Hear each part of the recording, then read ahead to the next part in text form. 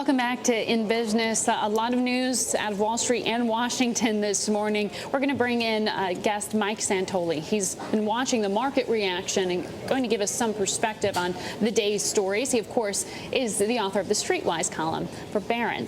He's with us here. Thank you so much for coming in today. Glad to do it. You know, notably here, on a day when the Fed chairman is testifying, most networks, us included, would be wall to wall. Today, It's kind of a shrug off. A little bit, yeah. It seems like status quo. It seems like, in particular, the consumer price index number this morning lowered the stakes for this meeting because it came in very benign. So therefore, I mean, I think Bernanke feels as if he has the luxury of patience when it comes to when exactly we're going to remove this accommodative rate policy. And the CPI number today essentially ratified that idea that he can wait. So I don't think, given that the next meeting is in late April, we're not going to get another job number before that. So I do think the market's pretty comfortable with the situation at the moment. Yeah, he left out the term, any addressment of the term extended period in the statement. In response to a question, he did say, we've been clear, it's going to stay that way for a while.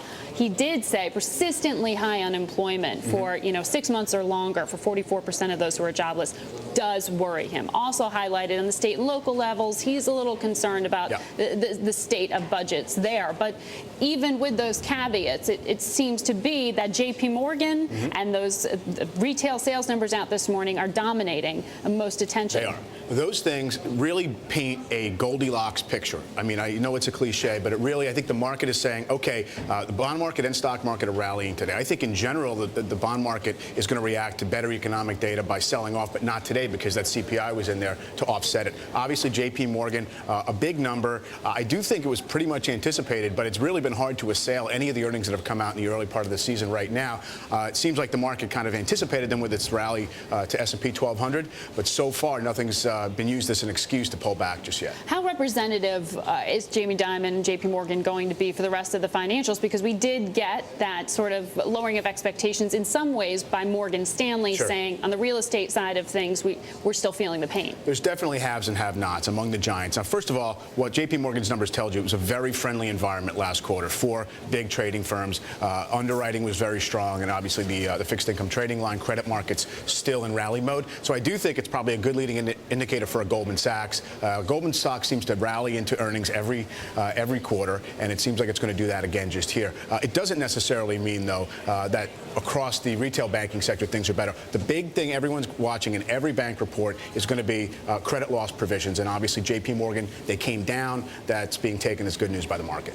Two things that the president has spoken about and the Fed chairman did highlight again today as worrisome on the financial side of things is still no velocity of money, virtually. No lending to small businesses, no lending really happening to consumers. Exactly. What are you hearing about that? Are people just not asking, or is it that they're not getting? A large percentage of this conundrum here is about demand just not being there. We're seeing consumer credit shrink almost every month. Now, it's not because people are not taking out new loans. It's actually that they're more paying down debt, and essentially the stock of consumer credit is going down, and even business credit. I do think it's a demand issue in large part. I think really this is a 2008 argument that there's a credit freeze and essentially small business has been closed out of the credit markets. I don't really think that's the case. And when you see numbers, that was the heart of it. I mean, that was the heart of it when we were in the depths of the crisis. So when do we decide which metrics matter or don't? I mean, the market seems to say it doesn't, but really, credit market indicators are telling you that liquidity is out there.